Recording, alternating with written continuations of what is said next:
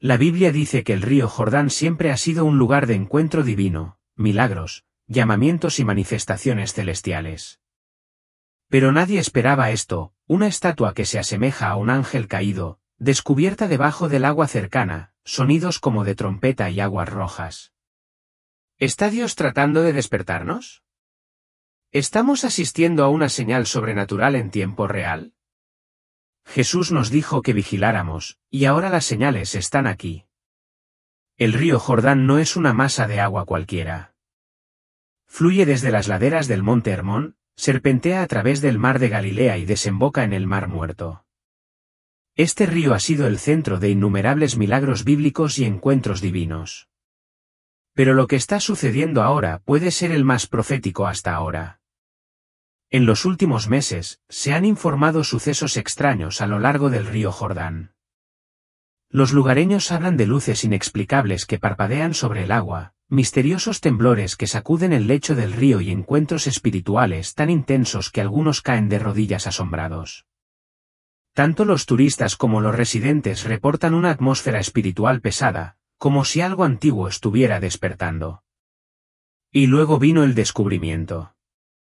Espera un segundo, toca el botón me gusta, deja un comentario a continuación y no olvides compartir este vídeo con tus amigos. Muy bien, sigamos.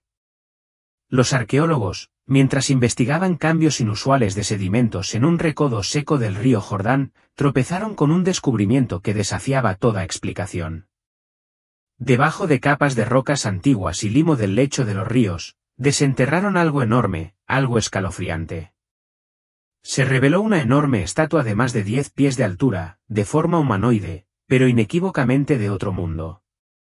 Su cuerpo de piedra estaba notablemente intacto, con majestuosas alas curvadas detrás de su espalda y sus brazos estaban marcados con extrañas inscripciones en una escritura antigua que ningún erudito ha identificado aún. El rostro de la estatua estaba tallado con espeluznante precisión, sereno, tranquilo, pero abrumadoramente inquietante, como si observara desde más allá del tiempo. Las especulaciones se encendieron de inmediato. ¿Era esto mero arte de una civilización perdida, o habían descubierto algo mucho más aterrador? Muchos recurrieron a las escrituras en busca de respuestas. Génesis 6 habla de los hijos de Dios, seres divinos que descendieron a la tierra y tomaron mujeres humanas como esposas. Su descendencia fueron los Nepilim, gigantes guerreros de renombre nacidos de una unión prohibida entre el cielo y la tierra. Judas 16 advierte sobre estos ángeles, los ángeles que no conservaron su propio dominio, sino que abandonaron su propia morada. A estos los ha mantenido en cadenas eternas bajo oscuridad para el juicio del gran día. Apocalipsis 9:1 describe a 4 ángeles atados junto al río Eufrates, esperando ser liberados en los últimos días. ¿Pero qué pasa con el Jordán? ¿Podría ser también un lugar donde los antiguos caídos estaban escondidos, sellados por el juicio divino, esperando el momento señalado para resurgir? Esta estatua, este monumento enterrado en silencio, puede que no sea un homenaje a un mito. Podría ser un marcador, una advertencia, o incluso una manifestación de uno de estos mismos seres atados hace mucho tiempo que ahora comienzan a emerger. ¿Estamos siendo testigos del desarrollo de la profecía? ¿Es este el comienzo de algo mucho más sobrenatural de lo que jamás imaginamos? Sigue mirando. La verdad apenas está comenzando a surgir. El río Jordán, el lugar sagrado donde Jesús fue bautizado, ha sufrido recientemente una sorprendente transformación. Sus aguas, alguna vez claras y tranquilas, se han vuelto de un rojo profundo e inquietante. Este fenómeno ha asombrado a los científicos y conmovido los corazones de los creyentes, que no pueden evitar establecer conexiones con las escrituras antiguas y los signos proféticos. Este evento no es aislado. En los últimos años, ríos de todo el mundo, desde Argentina y Perú hasta Japón y China, han experimentado coloraciones rojas inexplicables similares. A pesar de los intentos científicos de explicarlo como proliferación de algas o depósitos minerales, algo en el patrón y el momento parece demasiado significativo como para descartarlo. ¿Podría ser esta tendencia global una coincidencia o se está desarrollando algo más divino? La Biblia utiliza repetidamente el agua que se convierte en sangre como símbolo del juicio divino. En Éxodo 7, 17-21, Dios ordenó a Moisés que golpeara el Nilo y sus aguas se convirtieron en sangre, una clara advertencia para el faraón y el pueblo de Egipto. Esa misma imagen reaparece en Apocalipsis 16, 3, el segundo ángel derramó su copa en el mar, y quedó como sangre de cadáver. Cuando se toman en conjunto estos textos antiguos y los fenómenos modernos, plantean una pregunta convincente: ¿podría ser que el río Jordán se vuelva rojo un presagio, una señal de que estamos viviendo en los últimos días antes del regreso de Jesús? Mientras el mundo busca respuestas en la ciencia, la verdad puede estar en la profecía. Lo que antes se descartaba como simbólico ahora puede aparecer ante nuestros ojos como advertencias literales que resuenan en las páginas de las Escrituras. Estamos presenciando un juicio, una llamada de atención, o el cumplimiento de lo que se predijo hace mucho tiempo.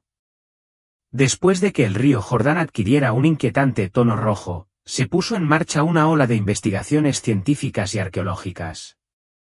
Las teorías iniciales apuntaban a causas naturales, tal vez escorrentía mineral, algas rojas o contaminación. Pero lo que los investigadores encontraron debajo de la superficie del río fue mucho más allá de lo que habían anticipado. Enterrado bajo siglos de sedimentos y piedras había algo que alguna vez se pensó perdido en el tiempo: el Arca de la Alianza.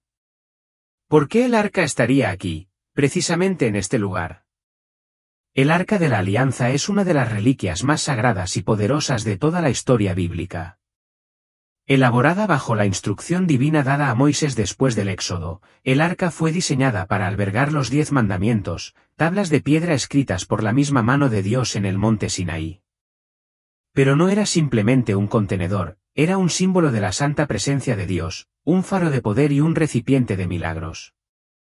Las Escrituras nos dicen que el arca guió a los israelitas a través del desierto, trajo la victoria en la batalla, y dividió el río Jordán durante su entrada a la tierra prometida. Josué 3, 15-17. Su presencia marcó un terreno sagrado donde quiera que fuera el arca. Lo sobrenatural siguió. El viaje del arca recorre el Antiguo Testamento. Residió en el tabernáculo durante 40 años de peregrinaje, luego en Silo. El rey David lo llevó a Jerusalén y Salomón lo consagró en el lugar santísimo. Luego, de repente, desapareció. Cuando las fuerzas babilónicas invadieron Jerusalén en 586 a.C., el templo de Salomón fue destruido y el arca desapareció sin dejar rastro. Desde entonces, su destino sigue siendo uno de los mayores enigmas bíblicos de la historia. Entonces, ¿cómo acabó en el río Jordán? Algunas tradiciones dicen que estaba escondido debajo del monte del templo. Otros afirman que fue llevado a Etiopía. Aún así, otros susurran sobre una cueva secreta cerca del Jordán destinada a salvaguardar el arca hasta el momento señalado. Y ahora, aquí está, descubierto debajo del mismo río donde una vez su poder separó las aguas. Pero, ¿por qué ahora? No se trata solo de arqueología. El momento es imposible de ignorar. El río Jordán no reveló sus secretos por casualidad. Se volvió rojo, reflejando las plagas de Egipto, reflejando los juicios profetizados en el Apocalipsis. En todo el mundo, otros ríos han experimentado el mismo fenómeno. El caos está aumentando, la inestabilidad es global, la moralidad se está derrumbando. Los signos proféticos están convergiendo.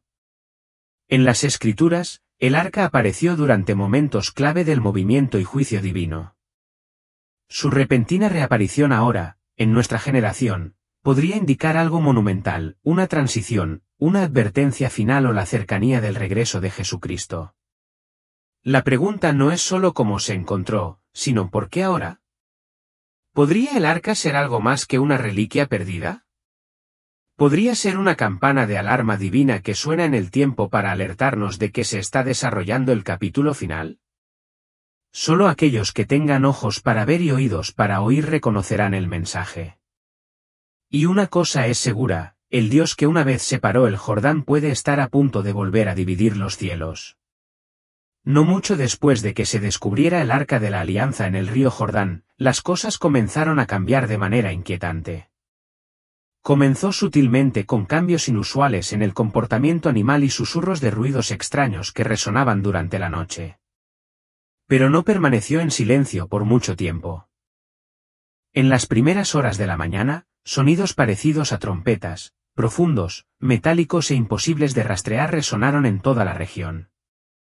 Los lugareños informaron que los sonidos parecían rodar por el cielo, vibrando a través de casas y cuerpos, a pesar de que no había aviones ni tormentas.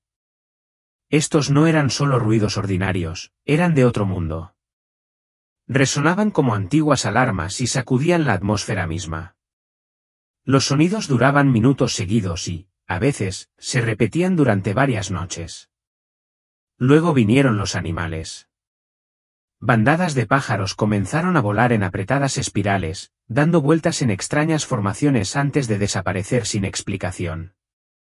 Los rebaños de ganado se negaron a comer. Los peces empezaron a salir a la superficie en grandes cantidades, sin vida, sin signos de enfermedad o contaminación. Las abejas huyeron de sus colmenas. Los perros aullaron en el cielo. Era como si la creación misma hubiera sido perturbada. Algunos especularon que los extraños sucesos estaban relacionados con pruebas militares secretas. Otros gritaron ovnis o anomalías atmosféricas, pero los que conocen la palabra de Dios lo vieron de otra manera. Estos no fueron eventos aleatorios, estas eran señales. Romanos 8:22 dice, sabemos que toda la creación gime como con dolores de parto hasta el momento presente.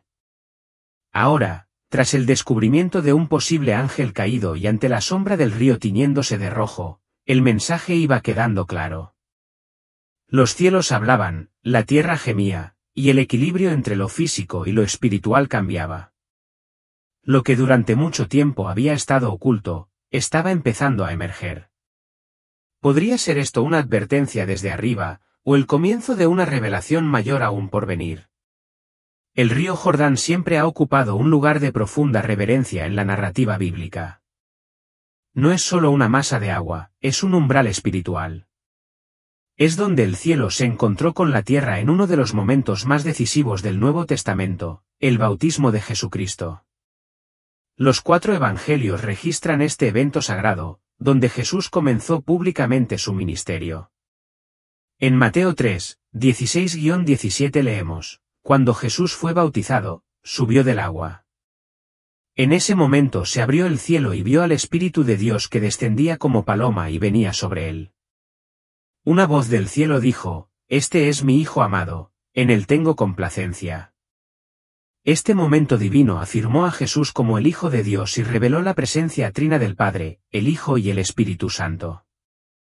Más que un simple acto simbólico, marcó un cambio en la historia de la humanidad. El plan redentor de Dios ahora caminaba entre nosotros. Pero el peso espiritual del río Jordán no comenzó ahí. Siglos antes, era el límite entre el desierto y la tierra prometida. Bajo el liderazgo de Josué, los israelitas cruzaron sus aguas divididas, Josué 3:17, entrando en la herencia que Dios había prometido. Este acto se convirtió en símbolo de nuevos comienzos, de paso de una realidad a otra por la fe. El ministerio de Juan el Bautista también cumplió la profecía escrita en Isaías 43, voz del que clama en el desierto, preparad camino al Señor, enderezad calzada en la soledad a nuestro Dios. El llamado de Juan al arrepentimiento y sus bautismos en el Jordán fueron preparativos directos para la llegada del Mesías. Fue aquí donde los corazones endurecidos se ablandaron, se confesaron los pecados y se despejó el camino para que Cristo fuera revelado. Incluso ahora, el río Jordán parece susurrar momentos divinos pasados y tal vez cosas que aún están por venir. Descubrimientos arqueológicos recientes debajo del lecho del río, incluidas ruinas antiguas, asentamientos e incluso artefactos sagrados, sugieren que el área aún guarda secretos de los tiempos bíblicos. Este es el mismo río donde Eliseo dividió las aguas, 2 Reyes 2:14, y donde Naamán, un comandante sirio, fue sanado de lepra después de obedecer el mandato divino de bañarse 7 veces, 2 Reyes 5:14. Una y otra vez, el Jordán ha sido un escenario para el poder milagroso de Dios. En el Nuevo Testamento, el papel del Jordán continúa no solo como lugar, sino como símbolo. El bautismo, inspirado en lo que ocurrió en sus aguas, se describe como el entierro del viejo yo y el renacimiento de una nueva creación. Pablo escribe en Romanos 6, 4, por tanto, fuimos sepultados juntamente con él para muerte por el bautismo, para que así como Cristo resucitó de los muertos por la gloria del Padre, así también nosotros vivamos una vida nueva. De esta manera, el río Jordán nos recuerda lo que realmente significa el bautismo, no un ritual, sino una declaración de transformación. Y ahora, a medida que emergen de sus profundidades informes de fenómenos inusuales y hallazgos sobrenaturales, incluido el posible descubrimiento de una estatua de un ángel caído e incluso el Arca de la Alianza, es posible que el río Jordán se esté preparando una vez más para hacer historia. ¿Podría ser que Dios esté usando este lugar sagrado para atraer nuestra atención nuevamente hacia Él? ¿Podría ser parte del calendario divino el resurgimiento de milagros y misterios en este antiguo río? Las mismas aguas que una vez se separaron para los israelitas, que una vez acunaron al Mesías cuando resucitó del bautismo, podrían servir nuevamente como escenario para el desarrollo del plan de Dios. Así como Juan el Bautista clamó en el desierto para preparar el camino, ahora el Jordán puede estar llamándonos a estar alerta espiritualmente una vez más. En una era de caos, guerra y confusión, estas señales hablan más que nunca. Se hacen eco de la verdad de que Dios no guarda silencio y su regreso está cerca. El río Jordán es más que historia, es una intersección divina, un espejo profético, un recordatorio de que lo que Dios ha hecho, lo puede hacer de nuevo. Y para aquellos que tienen ojos para ver y oídos para oír, el mensaje es inequívoco: preparen el camino del Señor. ¿Podría ser esta la última llamada de atención? Un río se vuelve rojo sangre, una misteriosa estatua en forma de ala es extraída de debajo de un sedimento antiguo, el Arca de la Alianza que durante mucho tiempo se pensó perdida en la historia se descubre bajo las mismas aguas sagradas que una vez se separaron para el pueblo de Dios. Esto no es aleatorio, es demasiado para descartarlo como una coincidencia. Estos eventos extraños, poderosos y profundamente simbólicos están convergiendo de una manera que se alinea con las mismas señales predichas en las Escrituras. No son meros descubrimientos arqueológicos, son alarmas espirituales, y suenan más fuerte que nunca. El río Jordán siempre ha sido una puerta espiritual. Es donde los israelitas cruzaron a la tierra prometida, donde Juan el Bautista preparó el camino para el Mesías y donde Jesús se reveló como el Hijo de Dios y comenzó su misión terrenal. Este río lleva el peso de los encuentros divinos, y ahora parece que el Jordán vuelve a hablar, no con palabras, sino con maravillas. Estas señales apuntan a una verdad abrumadora. Vivimos en días proféticos. En todo el mundo, los creyentes sienten la misma urgencia de que algo está cambiando en la atmósfera espiritual. La tierra gime, los cielos advierten y Dios llama a su pueblo a prestar atención. No se trata solo de descubrir reliquias del pasado, se trata de despertar almas en el presente. Se trata de reconocer que Dios no guarda silencio.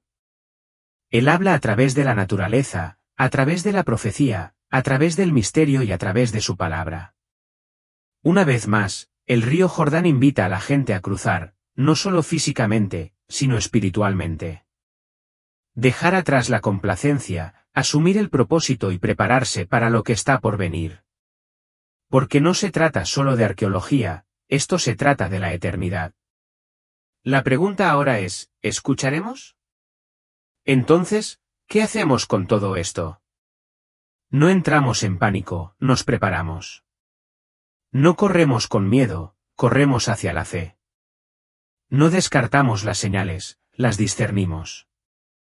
Los descubrimientos en el río Jordán no son solo titulares arqueológicos, son titulares espirituales fuertes, claros y urgentes.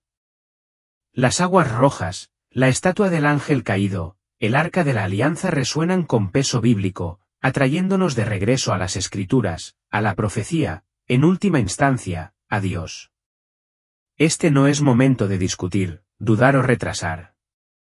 Es un momento para reflexionar, arrepentirse y regresar. A lo largo de la historia, Dios ha usado señales en el cielo, la tierra y el mar para llamar la atención de la humanidad antes de que ocurrieran grandes cambios. No tuvo el diluvio. Faraón tuvo las plagas. Nínive tuvo una advertencia. Y hoy tenemos el Jordán.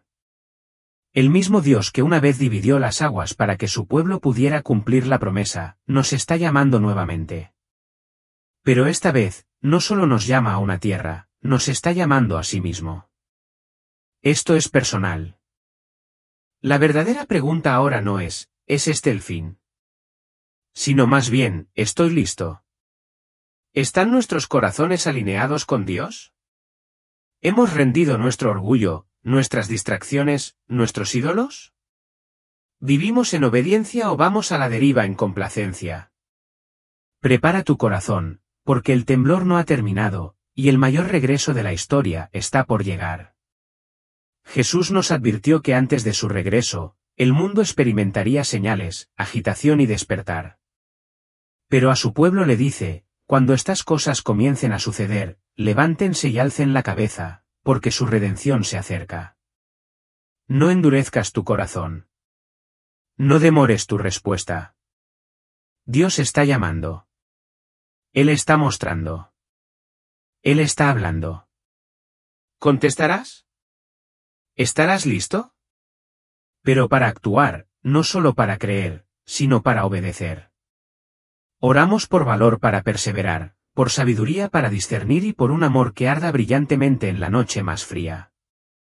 Prepara nuestros corazones para el regreso de Jesús. Prepáranos, no solo en palabras, sino en estilo de vida. Usa estos días para refinarnos, para purificar a tu novia y para preparar el camino del Señor. Nos entregamos a ti, plena, profunda y eternamente. Que todo lo que hagamos traiga gloria a tu nombre y que seamos hallados fieles cuando regreses. En el poderoso nombre de Jesús oramos. Amén. Las señales ya no son lejanas. Ellas están aquí ahora. Las aguas se están poniendo rojas, tal como se predijo. Los cielos resuenan con ecos como de trompetas que estremecen el alma. El suelo se está abriendo y revelando secretos enterrados hace mucho tiempo. Estatuas de los caídos, artefactos antiguos, reliquias sagradas que alguna vez se perdieron en el tiempo. Lo que estaba oculto está siendo develado. Lo que fue sellado, ahora se grita desde la tierra y el cielo. Ya no estamos esperando que se cumpla la profecía. Estamos viendo cómo se desarrolla. Este no es momento de temer, es el momento de despertar. Porque el fin, para los creyentes, no es una tragedia, es una transición. Un regreso, un cumplimiento glorioso de todo lo que Jesús prometió. La Biblia dice, oiréis de guerras y rumores de guerras. Se levantará nación contra nación. Habrá hambrunas y terremotos. Estos son el principio de dolores de parto. Mateo 24. Las contracciones están aquí. La tierra gime. Los cielos están testificando. Jesús regresará, no como un maestro tranquilo, no como un cordero sacrificado, sino como un rey conquistador, como el juez justo, como el novio que regresa por su iglesia.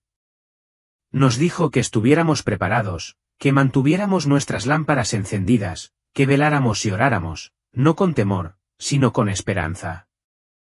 Porque para quienes confían en Cristo, el fin de los tiempos es el comienzo de la eternidad. No más lágrimas, no más dolor, solo gloria, solo luz, solo Él. ¿Estás listo? No solo dispuesto a creer, sino dispuesto a seguir, a vivir, a rendirse. Porque la trompeta está por sonar.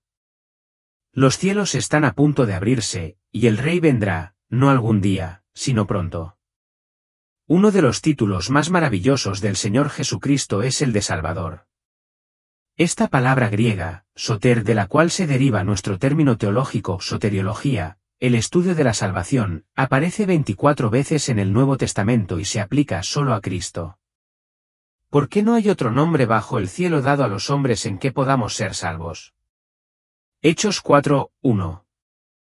Aparece en primer lugar en labios de la Virgen María en nuestro texto anterior, cuando se dio cuenta de que había sido elegida para ser la madre del Salvador. Es significativo que este primer uso de Soter reconozca que nuestro Salvador no puede ser otro que Dios mismo. Dios, mi Salvador. Y también que este hecho debería hacer que nuestro espíritu se regocije, como lo hizo el de María. Él se convierte en nuestro Salvador personal cuando creemos en Él, como lo hizo María. Él también es el Salvador del mundo, Juan 4 y 42, Juan 4 y 14, y el Salvador de todos los hombres, en el sentido de que su obra en la cruz es suficiente para salvar a todos los que lo recibirán. Hay otros 8 versículos en el Nuevo Testamento en los que el Salvador se considera sinónimo de Dios. La última aparición del Salvador es una de estas y está en una de las mayores doxologías de la Biblia: al único y sabio Dios, nuestro Salvador, sea la gloria y la majestad, el dominio y el poder, ahora y siempre. Amén. Judas 1 y 25. La necesidad urgente de creer. Hay muchos hoy que ven al hombre Jesús como un gran maestro y ejemplo, pero que rechazan su deidad. Hay muchos otros que creen en una deidad cósmica de algún tipo, pero no están dispuestos a creer que Él pueda encarnarse de manera única en un hombre perfecto.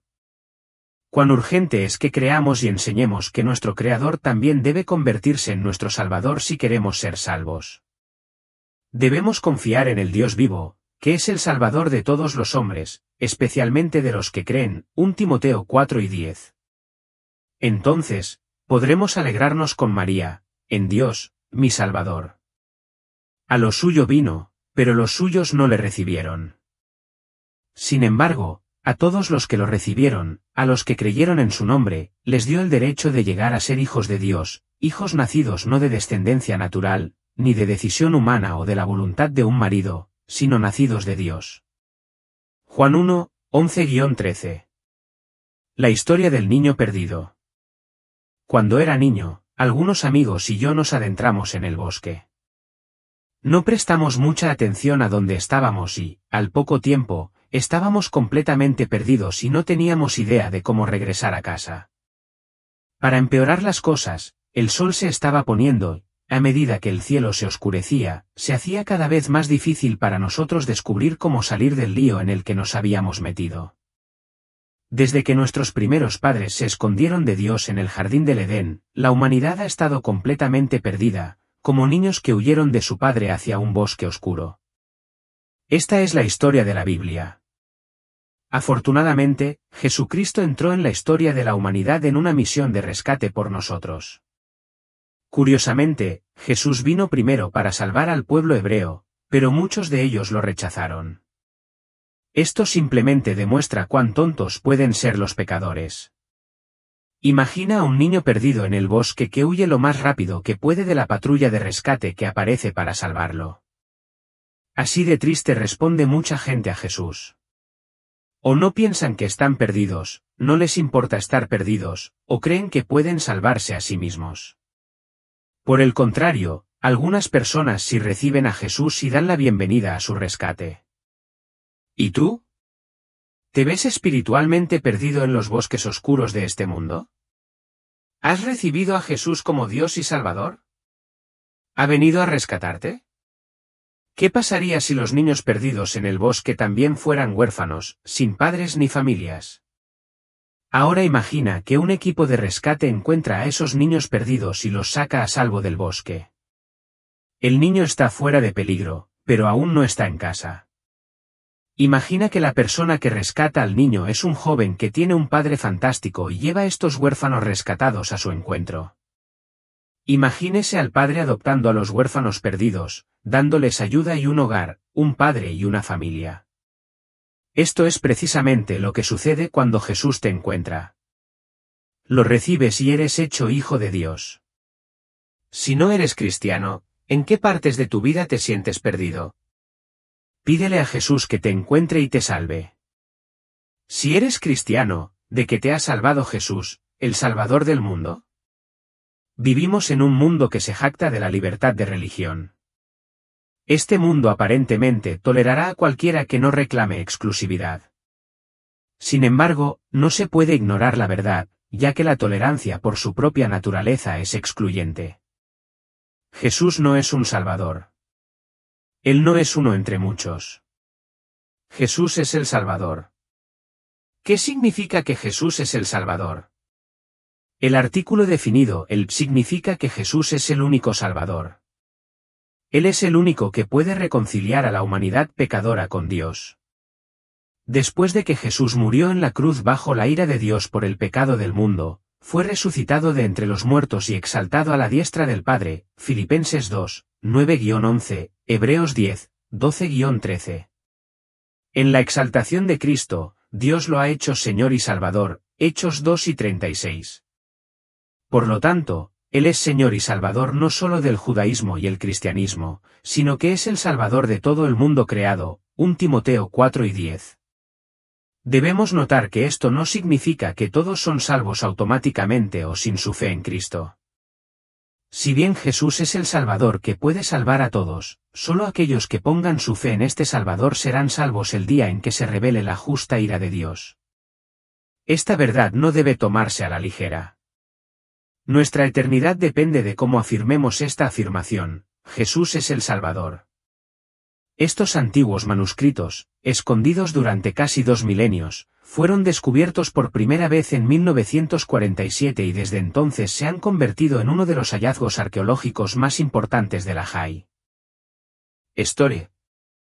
Los rollos contienen fragmentos de casi todos los libros del Antiguo Testamento, con excepción de Esther, así como textos apócrifos, reglas comunitarias, himnos y escritos proféticos que se remontan al siglo II a.C. Algunos de los rollos reflejan el texto bíblico que tenemos hoy con una precisión increíble, lo que refuerza la confiabilidad de las Escrituras a lo largo de miles de años. ¿Pero por qué importa esto ahora? Porque los rollos estuvieron escondidos y preservados durante siglos, y solo ahora, en nuestra era profética moderna, se están comprendiendo mejor. Esto no es una coincidencia. Su revelación se produjo en un momento de despertar espiritual en el siglo XX, el restablecimiento de Israel en 1948, el surgimiento del conflicto global y el creciente interés en las profecías de los últimos tiempos. Los rollos, escondidos en cuevas cerca del río Jordán, nos recuerdan que Dios siempre ha revelado su verdad en épocas de transición. La proximidad de las cuevas de Qumran al río Jordán también es profundamente simbólica. El Jordán es el río de los nuevos comienzos. Es donde los israelitas cruzaron a la tierra prometida, donde Juan bautizó a Jesús, y donde Naamán fue sanado de la lepra. Así como el Jordán simboliza la transformación, el descubrimiento de los rollos del Mar Muerto representa una revelación espiritual, una restauración de la verdad y el conocimiento divino para aquellos que estén dispuestos a escuchar. La Biblia dice en Lucas 8 y 17, porque no hay nada oculto que no haya de ser descubierto, ni nada oculto que no haya de ser conocido o revelado. ¿Podría ser que Dios permitió que estos rollos aparecieran en el momento justo para recordarnos su palabra, su fidelidad y el desarrollo de su plan redentor? Como creyentes, no debemos pasar por alto la importancia de que tal revelación suceda en la tierra donde Jesús caminó, predicó y realizó milagros. Y el mensaje es claro: la palabra de Dios no puede ser enterrada para siempre. Perdura a través del tiempo, la guerra y el silencio. Los rollos del Mar Muerto no son solo un tesoro histórico, son una señal profética. A medida que sigan apareciendo nuevos descubrimientos cerca del río Jordán, tal vez salga a la luz más verdad. Lo que indicará que estamos más cerca que nunca del cumplimiento de las promesas hechas hace mucho tiempo. Quédate con nosotros, porque la tierra todavía habla y Dios todavía se revela.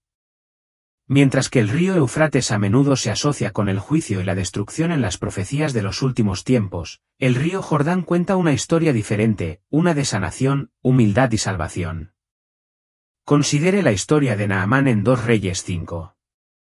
Naamán era un general sirio de alto rango que padecía lepra, una enfermedad que aislaba y avergonzaba a sus víctimas.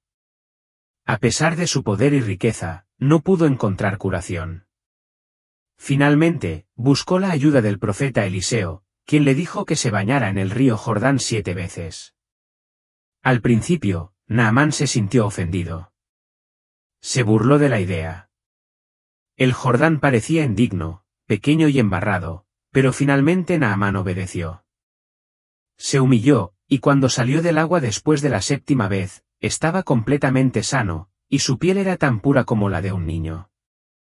El Jordán representa el poder de la fe y la entrega. La paga del pecado es muerte, pero la dádiva de Dios es vida eterna en Jesucristo nuestro Señor. Romanos 6:23. Todos somos como Naamán, heridos por el pecado, orgullosos, tratando de arreglarnos a nosotros mismos. Pero solo en Cristo, solo a través de la entrega, podemos ser verdaderamente sanados. El río Jordán, venerado durante mucho tiempo como un lugar de curación, transformación y encuentro divino, ha exhibido una serie de cambios desconcertantes e inquietantes. Tanto los lugareños como los peregrinos han informado sobre un comportamiento inusual del agua. El flujo se invierte repentinamente, inundaciones estacionales sin una causa clara, y lo más inquietante de todo, secciones del río que adquieren un tono rojo sangre intenso. Los expertos medioambientales han investigado estos sucesos, pero no ha surgido ninguna explicación coherente. Si bien la proliferación de algas ocasionalmente puede teñir el agua, no se ha encontrado evidencia de algas rojas o contaminación química. La coloración roja aparece esporádicamente, a veces fluye en franjas, otras veces en turbias secciones enteras del río, y luego desaparece tan misteriosamente como apareció. ¿Qué podría significar? Para muchos creyentes, este repentino e inexplicable enrojecimiento del río Jordán es mucho más que un evento natural. Es un eco escalofriante de una antigua profecía, una señal de que las advertencias bíblicas están comenzando a manifestarse ante nuestros propios ojos. Apocalipsis 16:4 dice, el tercer ángel derramó su copa sobre los ríos y los manantiales de agua, y se convirtieron en sangre. Este versículo es parte de una secuencia más amplia en el libro de Apocalipsis, conocida como las 7 copas de la ira de Dios, cada una de las cuales representa un juicio divino sobre un mundo rebelde e impenitente. Cuando se derrama la tercera copa, no afecta solo a un río, sino a todos los ríos y manantiales de la tierra, convirtiéndolos en sangre como símbolo de purificación y retribución. Para la mente antigua y para aquellos que todavía consideran sagrada la Biblia, este acto fue más que simbólico. Fue una declaración directa de Dios de que el juicio había llegado, no solo al mundo físico, sino a sus sistemas de poder, orgullo y rebelión espiritual. El agua, fuente de vida, se convierte en símbolo de muerte y juicio. Y ahora, mientras somos testigos de fenómenos similares en nuestro tiempo, las aguas cambian, los ríos se vuelven rojos, los paisajes proféticos despiertan, muchos comienzan a preguntarse, ¿es este el principio del fin? El río Jordán ha simbolizado durante mucho tiempo la renovación y la transición del desierto a la tierra prometida, de la vieja vida al nuevo nacimiento. Pero así como el Jordán ha representado curación, también puede, en momentos de juicio, representar advertencia. La aparición del agua roja puede ser más que una coincidencia. Puede ser un mensaje divino que llama a la humanidad al arrepentimiento antes de que suene la trompeta final. ¿Estamos prestando atención? ¿Estamos listos? Si estas señales son realmente el cumplimiento de la profecía, entonces no pueden ignorarse. Para quienes conocen las Escrituras, el simbolismo es imposible de ignorar. Así como una vez el Jordán se separó para Israel y sanó a Naamán, tal vez ahora fluya rojo para despertar a un mundo dormido. El tiempo puede ser más corto de lo que pensamos. A lo largo de miles de años, el río Jordán ha sido un hilo conductor a lo largo de la historia de la redención, desde el Antiguo Testamento hasta los Evangelios, desde Moisés y Josué hasta Juan el Bautista y el mismo Jesús. Este río ha servido no solo como un punto de referencia físico, sino también como un límite espiritual entre la muerte y la vida, la maldición y la bendición, el pecado y la salvación. Y ahora, en nuestra generación, parece que el río vuelve a hablar. Pero, ¿estamos realmente escuchando lo que hemos presenciado en los últimos años? Descubrimientos arqueológicos, iglesias antiguas desenterradas, textos sagrados recuperados, e incluso los cambios inexplicables en el color del río son más que maravillas históricas. Son ecos proféticos, ecos de un pasado que nos advierte sobre el futuro. Así también, cuando veáis todas estas cosas, sabéis que Él está cerca, a las puertas. Mateo 12:33. Esto no es una metáfora. No es simbolismo poético. Jesús nos dijo claramente que las señales del fin serían visibles, tangibles e innegables. Y el río Jordán, con su historia sagrada y su papel sobrenatural, siempre ha sido un lugar donde el cielo y la tierra se encuentran. Cuando los israelitas cruzaron el Jordán bajo el mando de Josué, dejaron atrás el desierto y entraron en la tierra prometida. Ese momento no se trataba solo de geografía, se trataba de una transición espiritual. Lo mismo ocurrió con Naamán, el general sirio a quien se le dijo que se sumergiera en el Jordán 7 veces para sanarse de la lepra. Al principio, se resistió, pensando que estaba por debajo de él, pero una vez que se humilló, fue restaurado, limpio tanto en cuerpo como en alma. El evento más poderoso que ocurrió en el Jordán fue el bautismo de Jesús. En ese momento, los cielos se abrieron, el Espíritu descendió como paloma y la voz de Dios declaró: «Este es mi Hijo amado, en quien tengo complacencia». Mateo 3:17. Ese momento marcó el comienzo del ministerio que cambiaría el mundo. Podría ser que ahora, cuando el río vuelva a ser el centro de atención mundial, nos acerquemos a otra transición divina. ¿Qué pasa si el río Jordán anuncia una vez más que algo está por comenzar? ¿Qué pasa si las aguas rojas y los bancos que se desvanecen no son accidentes ambientales, sino señales proféticas? ¿Qué pasaría si la revelación de pergaminos y reliquias, el sacudimiento de piedras antiguas y las extrañas señales en los cielos sobre la región estuvieran diciendo lo que Jesús ya nos dijo, que su regreso está cerca? Y habrá señales en el sol, en la luna, en las estrellas, y en la tierra. Angustia de las naciones con confusión. Lucas 9:25. No se trata solo de historia antigua. Este es nuestro momento. Estamos al borde de algo eterno. El río Jordán vuelve a agitarse. Es un llamado al mundo no solo a testificar, sino a responder, arrepentirse, creer y prepararse. Porque el mismo río que acogió al Hijo de Dios puede que ahora se esté preparando para anunciar su regreso. Entonces, ¿qué haremos? ¿Ignoraremos las señales? ¿Las explicaremos como coincidencia, ciencia o folclore? ¿O veremos las huellas digitales de Dios, reconoceremos el momento que estamos viviendo e inclinaremos nuestro corazón en arrepentimiento? El río Jordán siempre ha sido un lugar de elección. Pasarás de la muerte espiritual a la vida. ¿Serás lavado como Naamán? ¿Caminarás en obediencia como los israelitas? ¿O te quedarás del otro lado, sin cambios, inconsciente y sin preparación?